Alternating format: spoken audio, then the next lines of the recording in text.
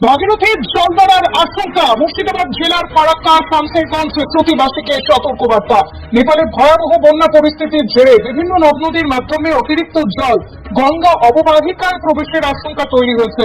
এই প্রবাহে আগামী কয়েকদিনে ভাগীরথীর জলস্তর বাড়তে পারে বলে আশঙ্কা করা হচ্ছে। ইতিমধ্যে গঙ্গার জলস্তর বৃদ্ধির খবর পাওয়া যাচ্ছে এবং বিহারের একাধিক এলাকায় বন্যা পরিস্থিতি তৈরি হয়েছে। এই পরিস্থিতিতে ফারাক্কা ব্লক প্রশাসনের পক্ষ থেকে গঙ্গা ও ভাগীরথী নদী তীরবর্তী এলাকায় বাসিন্দাদের সতর্ক থাকার আহ্বান জানানো হয়েছে। বিশেষ করে নদীর জলস্তর বাড়ার সম্ভাবনা থাকায় সাধারণ মানুষকে নদীতে স্নান করা, কাপড় কাচা, মাছ ধরার মতো কাজ থেকে বিরত থাকার পরামর্শ দেওয়া হয়েছে।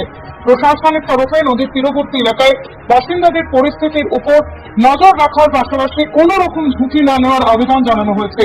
জলস্তর আরো বাড়লে পরিস্থিতি অনুযায়ী প্রশাসনের পক্ষ থেকে প্রয়োজনীয় পদক্ষেপ নেওয়া হবে বলেও জানানো হয়েছে।